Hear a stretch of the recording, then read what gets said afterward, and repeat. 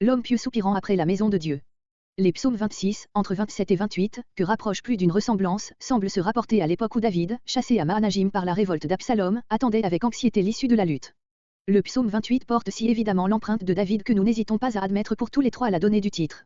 Le psaume 26 se résume dans la requête par laquelle il commence « Rends-moi justice ». L'auteur souffre injustement, les circonstances qui le retiennent loin du sanctuaire semblent donner raison à ceux qui le confondent avec les méchants, versets 4, 5, 9. Après une courte requête, verset 1, l'accusé affirme devant Dieu la pureté de ses intentions, versets 2 à 7.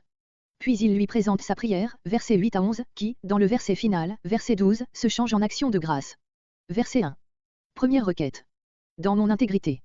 Comparez psaume 15.2, psaume 25.21. Verset 2. Verset 2 à 7 pureté des intentions de l'accusé. Sonde mes reins et mon cœur. Voir psaume 7.10, note. Verset 3. Grâce, vérité. Voir psaume 25.10, note. Verset 4. Je ne m'assieds pas, je n'ai pas de relation d'amitié et de confiance avec eux. Comparez psaume 1.1, 2 Jean 1.10.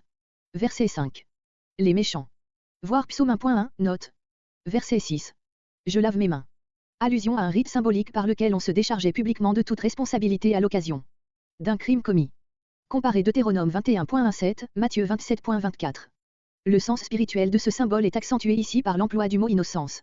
Je me tiendrai, littéralement, je serai autour de ton autel, l'entourant avec d'autres adorateurs, pour prendre part à un sacrifice.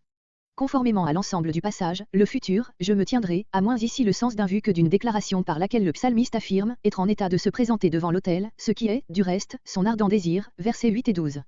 Verset 8. Verset 8 a dit la prière. Verset 9. Ne permet pas. Il serait contraire à la gloire de Dieu que l'homme qui le craint partageât le sort du méchant.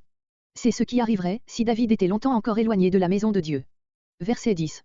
Leur droite est pleine de présents, pour corrompre le juge, afin que leur crime reste impuni. Verset 11. Rachète-moi, délivre-moi des entraves qui me retiennent loin de ta maison. Verset 12. Conclusion. Déjà le fidèle sent que sa situation change. Dans un chemin aplani, littéralement, dans la plaine. Les obstacles contre lesquels il se heurtait ont disparu.